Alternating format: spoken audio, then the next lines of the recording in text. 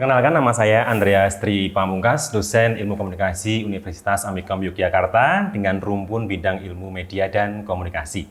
Salah satu mata kuliah yang menjadi minat kajian saya yakni adalah teknik reportase. Mata kuliah ini menjadi basic bagi mahasiswa yang konsen dalam dunia broadcasting dan jurnalisme. Nah, mata kuliah ini adalah mata kuliah wajib di semester 4. Teknik reportase ini memiliki beban 2 SKS yang terbagi 1T dan 1P. Maksudnya adalah sebelum UTS itu kita teori di kelas dan setelahnya itu adalah kelas praktek dan kuliah lapangan. Mereka maksud saya mahasiswa akan memproduksi program buletin berita televisi yang dilakukan secara berkelompok. Luaran mata kuliah ini berkolaborasi dengan mata kuliah penulisan berita pada semester yang sama. Teknisnya adalah penulisan berita lebih mengutamakan teknik penulisan berita yang advance seperti in-depth reporting atau investigasi. Sementara di teknik reportase, ini pendekatannya adalah ke pemberitaan di dunia televisi.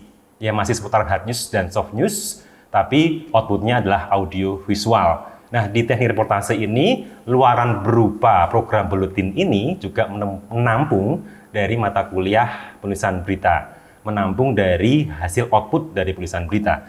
Dan materi ajar teknik reportase ini mencakup dari format-format berita televisi itu seperti apa. Lalu kemudian di situ ada bagaimana kemudian nulis berita televisi. Dan yang tak kalah pentingnya adalah bagaimana mahasiswa itu bisa mengerti bahwa di berita televisi itu yang diandalkan adalah kekuatan dari visual. Lalu kemudian adalah bagaimana menjadi news presenter dan bagaimana para kru bekerja di studio siaran live.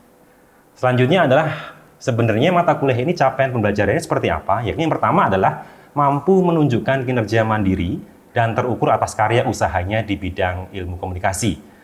Mahasiswa diharapkan memiliki pengetahuan dan menganalisis serta menggunakan big data di media penyiaran. Pendekatannya adalah student center learning yang dilakukan secara ceramah, diskusi, dan kuliah lapangan. Beberapa referensi yang saya gunakan adalah seperti bukunya Suk, Larson and de Tarsil yang berjudul Television, Film Production and Reporting.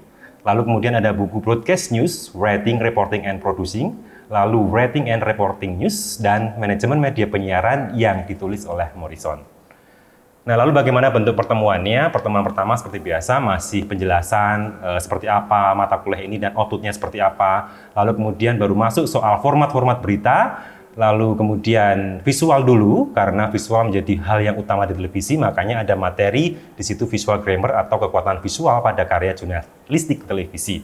Kemudian menulis berita televisi dengan berbagai format, merencanakan liputan dan alur kerja produksi berita, lalu menyusun bagaimana rundown-nya. Dan tentunya rundown ini akan berguna untuk output di UAS. Dari sebelum UTS itu sudah disiapkan desainnya seperti apa program buletinnya. Baru setelah UTS, mereka akan melakukan praktek-praktek untuk melakukan peliputan, lalu melakukan praktek di lab, yang itu adalah bagaimana protokol para kru itu melakukan komunikasi di studio, yang pada akhirnya nanti mereka akan mendapatkan karya berupa program buletin 30 menit yang di pertemuan-pertemuan akhir, di pertemuan 14, 15, 16 mereka sudah bisa mempresentasikan hasilnya dan tentunya kita akan evaluasi dan screening.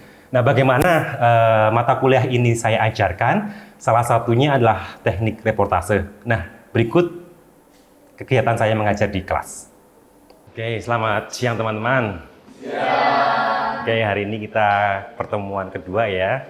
Teknik reportase, cuma nanti kita sebelum mulai ya kita panjatkan doa agar semua yang kita pelajari itu memang menyerap dan berguna bagi teman-teman nanti di mata kuliah ini. Berdoa menurut keyakinannya masing-masing, disilahkan.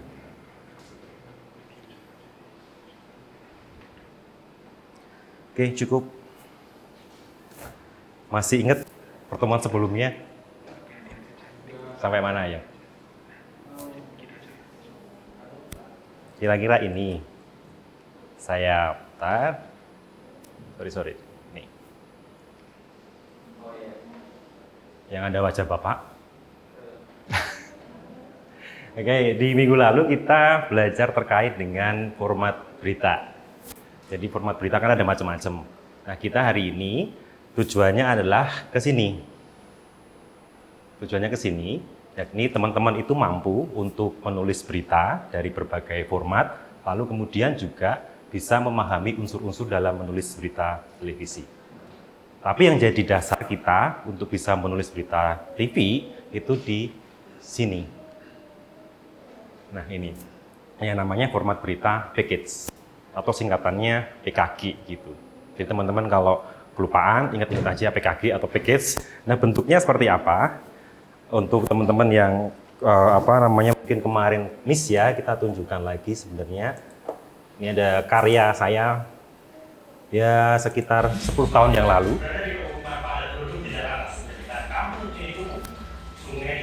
Lumayan ini agak kurusan dikit.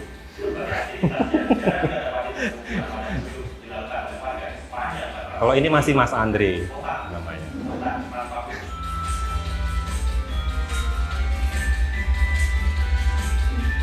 Inilah Kampung Karawaru dari Yogyakarta yang memiliki slogan Kotaku Kota Tanahku. Beraneka macam tumbuhan, bunga dan aksesoris transportasi kota menghiasi ketika memasuki kampung. Nah, sebelum saya lanjut, teman-teman nanti cermati dulu kira-kira dalam package itu ada apa aja unsurnya. Jadi sembari teman-teman melihat, nanti saya akan tanya kira-kira yang harus dipenuhi itu ada unsur apa aja. Ada yang bocoran pertama pasti ada presenter atau reporter yang melaporkan di depan. Nah, nanti berikutnya apa? Berada di kawasan pinggir Sungai Buntu, Yogyakarta ini. Ini adalah kampung yang berasal dengan banyaknya coretan mural yang syarat akan makna di tiap dinding rumah.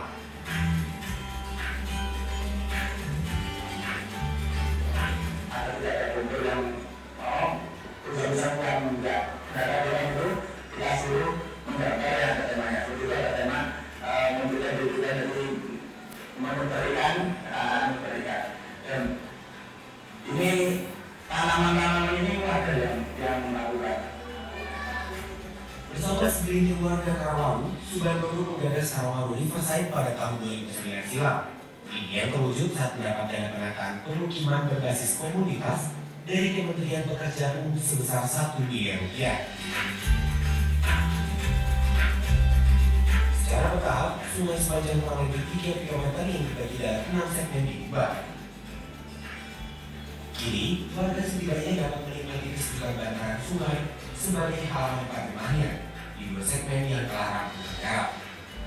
Ini tantangannya, bagaimana menumbuhkan kesadaran warga untuk menjaga wilayahnya bersih. Andreas Pamungkas melaporkan untuk TED. Nah, kira-kira itu. Nah, saya pengen tanya sebelum kita masuk, kalau minggu lalu kita belajar soal visualnya, bagaimana kekuatan visual yang harusnya ada dalam berita TV. Nah, untuk bisa menulis berita TV, tentunya harus tahu visual dulu. Minggu lalu kita visual, nah di sini kita mau cek lagi. Sebenarnya untuk bisa menulis berita, teksnya kita harus tahu ada unsurnya apa aja di situ. Satu, apa tadi udah disebutin sama Said? Apa? Reporter yang melaporkan di lokasi gitu. Lalu ada lagi? Terus ada apa? Ada VO, oke, voice over. And then ada lagi? Narasumber. Oke, berarti harus komplit di situ bahwa package itu adalah paket komplitnya. Dalam sebuah pemberitaan televisi itu yang paling utama untuk menulis berita itu pertama adalah package. Nah, kalau kita lihat berikutnya, ini slide berikutnya. Nah, teman-teman di jurnalistik dasar, kemudian di penulisan berita udah tahu nih ada hard news, kemudian ada soft news, ada feature. Nah, apa yang teman-teman dapat di jurnalistik dasar ataupun tulisan berita yang outputnya print out atau cetak, itu juga ada di TV, sama sebenarnya. Cuman berbedanya adalah dia memiliki satu yang hard news, durasinya pendek. Paling pendek itu 1,5 menit. Bahkan kalau durasinya kepanjangan dalam satu program, bisa dipotong. 1 menit doang bisa publish, bisa tayang. Gitu. Nah, lalu kemudian di situ ada, ini tadi yang saya sebutin, di package ada VO, lalu ada sound on tape. Sound on tape itu wawancara narasumbernya. Jadi, apa yang teman-teman jawab tadi, kira-kira ada di poin ini. Lalu kemudian ada in-depth news atau agenda, itu berita panjang atau mendalam yang teman-teman kerjakan di penulisan berita yang nanti akan jadi output juga di teknik reportase. Lalu yang ketiga ada soft news. Nah ini perhatikan bahwa menulis 1 menit sampai 1:30 menit menurut teman-teman gimana? Yang tadinya menulis itu panjang, dicetak, lalu kita TV hanya 1 menit atau sampai 1:30, 1,5 menit. Kira-kira itu lebih mudah, lebih susah? Harus merangkum. Ya, itu intinya bagaimana kita bisa merangkum dari yang panjang, lalu kita menyuguhkan kepada audiens itu, ada visualnya sama teksnya, jadi kita nggak bisa terlalu seperti di teks itu kan jelas bahwa detailnya, kemudian karakternya ada berapa suku kata, dan itu semuanya terukur. Nah kalau di TV kita melihat durasinya sangat pendek, lalu bagaimana kita mensiasatinya? Nah kita belajar itu. Nah caranya adalah kita tahu dulu ada bagian-bagian naskah. Nah bagian naskah kalau teman-teman ingat di dasar, ini sebenarnya hanya saya pecah. Masih ingat dengan yang namanya piramida terbalik? Piramida terbalik itu kan tulisannya seperti ini kan? Ini set. Nah, kita tinggal pindahkan analogi itu ke dalam teks TV. Lead in itu berarti dia jadi angle-nya di atas. Video yang saya contohkan tadi itu nggak ada presenternya, itu reporter. Presenter ada di depan. Kalau di YouTube dia dipotong. Gitu. Nah, lead in itu biasanya dibacakan oleh presenter news atau anchor atau pembaca berita namanya. Nah, di situ ada beberapa indikatornya lead itu sudah saya jelaskan tadi ya. Ini intinya tadi presenter sudah saya sampaikan. Lugas, tegas, singkat, jelas, tidak bertele-tele, membuat penasaran dan memikat penonton. Jadi bagaimana kita menulis lead itu, penonton udah tahu ini sebenarnya informasi ini soal apa. Tapi tidak disampaikan semua. Gitu. Kebiasaan kita itu adalah menulis itu adalah kebanyakan yang ingin disampaikan. Padahal yang kita butuhkan mungkin hanya satu tema, satu topik. Audiens juga nggak bisa menerima semuanya. Gitu. Jadi kita harus tentukan isu paling utama dari berita itu apa. Nah, selanjutnya sama di sini bahwa ketika ada lead in itu pasti ada badan berita. Itu badan berita. Dan di badan berita itu berisi 5W1H-nya. Apa 5W1H?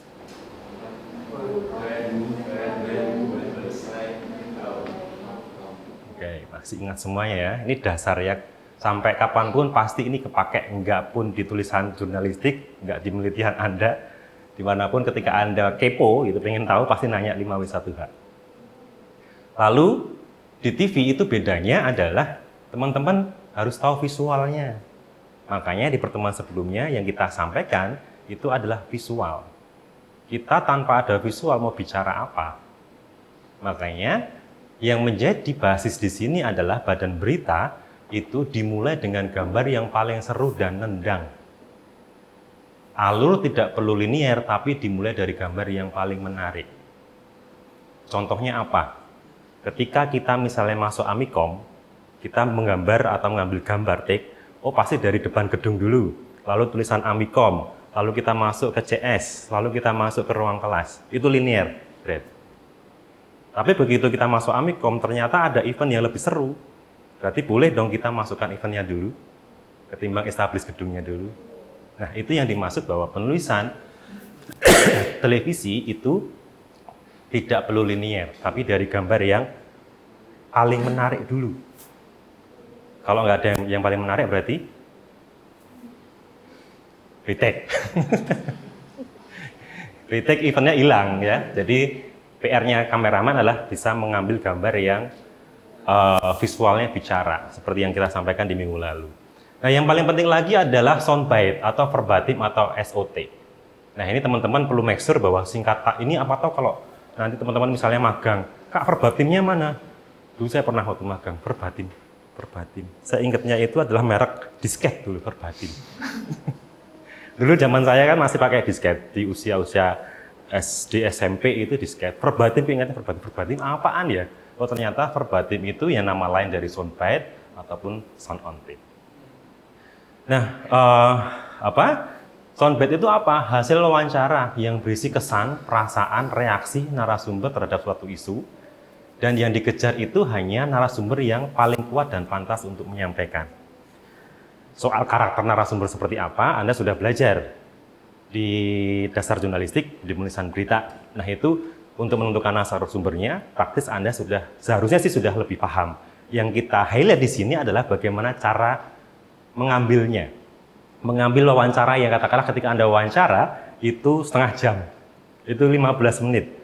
Pak, ini wawancara 15 menit, mana yang saya ambil ya Pak ya? Semuanya kayaknya penting. Ya, itu biasa yang terjadi. Kenapa semuanya dianggap penting? Karena tadi tidak clear di lead-nya, tidak clear di gagasan pokoknya apa berita itu. Nah, bagaimana kemudian, nah ini ada tipe soundbite.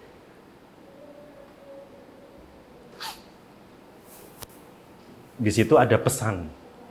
Pesannya adalah jangan gunakan soundbite untuk data teknis yang syarat angka dan rumit. Kita mendengar atau Anda mendengar, Kak, berapa tadi harga bawang di sana? Misalnya nih Kak, kamu ke pasar, ada kenaikan harga. Pedagangnya bilang, Mas ini naik Mas 13.259. Gitu. Kira-kira kamu akan jawab apa ketika ditanyain Said? Mas tadi harganya naik ya? Berapa Mas? 13.000. Kira-kira seperti itu. Jadi kita nggak akan mungkin mengingat, apalagi misalnya dalam ratus atau dalam ribuan. Praktis kalau dalam audiovisual kita akan seperti untuk menyederhanakan. Oh sekitar 12.500. Oh sekitar 12.000. Nah sama seperti ketika Anda menggunakan soundbite itu dalam bentuk angka yang rumit. Di sini contohnya adalah, misal Anda wawancara polisi, jangan pakai kutipan itu yang berdasarkan pasal-pasal. Misalnya Anda wawancara, Anda ada nemu liputan, ada mayat mengambang mati ditemukan di embung Tambak Boyo. Gitu ya. Lalu Anda ketemu polisi dan Anda wawancara. Lalu polisi itu menyebutkan pasal-pasal. Ini ancamannya apa Pak? Ancamannya pasal 380 KUHP, junto dan sebagainya. Itu Anda pakai kutipannya, audiennya suruh ngulangi nggak paham, nggak hafal.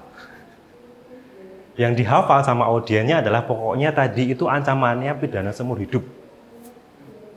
Gitu.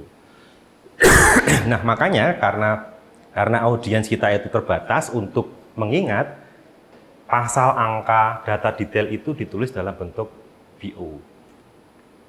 Lalu kutipan yang dipakai atau soundbite itu yang menyangatkan. Pak, maaf Pak, saya datang telat ke kelas Bapak. Ini Pak, bener Pak, ini Pak fotonya Pak, ini ada di sini Pak, saya telat di sini Pak. Nah, kira-kira yang jadi kutipan yang mana? Nah, gitu. Jadi kutipan itu yang menyangatkan, yang menegaskan, dan tidak boleh mengulang dari kalimat sebelumnya. Atau istilahnya redundant. Itu di soundbite. Karena apa? Karena kita hanya akan mengambil, durasinya sangat pendek Kak. Durasi minimal 10 detik, maksimal 20 detik. Wawancaranya 5 menit. Wawancaranya 15 menit. Belum perkenalan narasumbernya Mas. Nama saya Anton Kurniawan, Ketua RW 59, Kelurahan Sengkan, Juhu, Depok, Sleman. Panjang banget. Nah, makanya mana yang harusnya kita kutip, karena soundbite itu hanya seperlunya.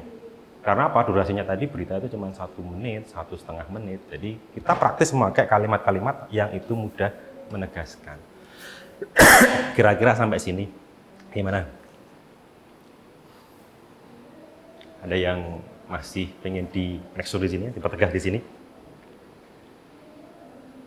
Pernah menjumpai Anda mungkin Pak ini kemarin tuh cutting cerita, kakak tingkat cerita, itu kelasnya itu kalau bikin naskah bingung nulis ininya, nulis naskah TV-nya, kayaknya enak tapi begitu dipraktekin susah. Pernah nggak mungkin Anda punya pengalaman itu? Pernahnya kalau pas wawancara, ya ini lagi Pak, wawancara 15 menit, tapi yang harus dipakai cuma beberapa menit. Susahnya di situ. Terus? Jadi ya kadang agak salah-salah untuk memasukkan mana bagian yang penting, mana bagian yang benar. Ya, itu. Nah, ketika mana yang bagian penting dan tidak, praktis ketika isu atau ide lead-nya tadi mengena, sesuai. Akhirnya yang kita pakai adalah kutipan-kutipan yang saling mendukung dari ide dan gagasannya itu. Jadi ini memang dari kebiasaan nantinya ketika teman-teman praktek semoga itu bisa menemukan flow-nya sehingga ini kutipan yang paling nendang. Karena ketika wawancara pun akan ngefek. Ketika wawancara 5 menit ternyata tidak ada isinya semua.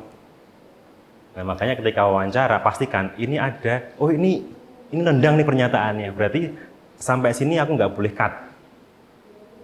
Sampai sini aku akan tanya lagi, aku kejar lagi.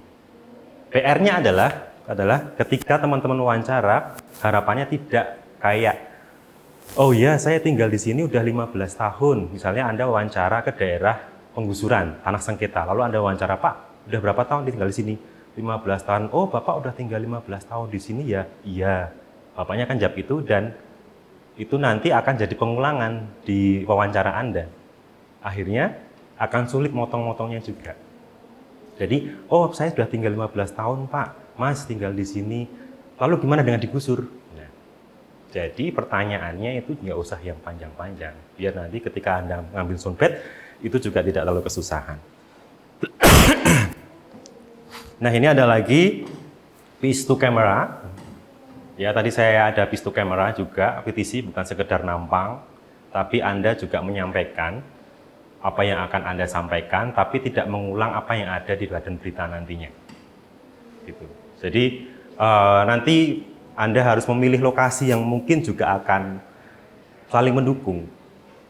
Gitu. Nah, ini kayak di sini ini cerita soal kuliner gudeg. Saya wawancaranya di depan pedagangnya karena ingin menunjukkan situasi itu. Gitu. Nah, selanjutnya adalah ada di sini. Saya ingin langsung ke sini ya, teman-teman. Kira-kira nih saya biasanya kalau nulis salah di mana ya? Nah, seperti ini. Saya sudah highlight di sini, saya sudah pertebal di situ. Kira-kira itu dihapus atau diganti atau diapakan. Misalnya saya baca, terkait wacana ini, Pemprov DKI akan merobohkan pembatas gedung di sepanjang kawasan tersebut. Pemerintah Provinsi DKI Jakarta terus melakukan berbagai upaya untuk merelokasi warga Waduk Riario ke Rusun. Kira-kira yang di-highlight itu diapakan? Ayo Kak, diapakan? Saya dihapusin. Yang mana? Yang di bold itu dihapus karena dari kata Pemprov DKI akan merobohkan pembatas gedung di sepanjang kawasan tersebut itu udah menjelaskan bahwa gedung itu akan dirobohkan. Oke, terus yang lain yang melakukan berbagai upaya dihapus juga? Itu juga bisa dihapus karena Jadi kalau dihapus gimana? Pemerintah Provinsi DKI Jakarta terus dibersihkan. diganti apa kalau dibersihkan? Melakukan upaya? Gimana? Melakukan upaya atau berupaya? Siapa kubu melakukan upaya? Tunjuk jari. Upaya? Berupaya, kompak semua berupaya. Bedanya apa berupaya saya melakukan upaya?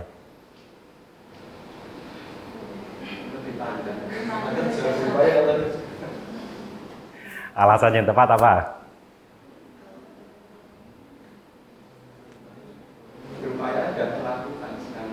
Oke, nice. Ya, berarti kita nggak perlu melakukan pengulangan. Ini hasilnya yang sudah saya koreksi. Pemprov DKI akan merobohkan pembatas gedung di sepanjang kawasan tersebut. pemerintah Provinsi DKI Jakarta berupaya merelokasi warga Waduk Riariu ke Rusun. Jadi melakukan upaya sama berupaya itu maknanya ya sama aja. Teman-teman nggak boleh boros kata. Intinya kan di boros kata. Terkait wacana tadi, ya tadel. Karena apa, durasi sangat ini sangat mempengaruhi banget durasi di sini. Nah, kira-kira sampai di situ ada yang kurang paham? Saya nggak mau buka ini dulu karena ada tugasnya. Ting.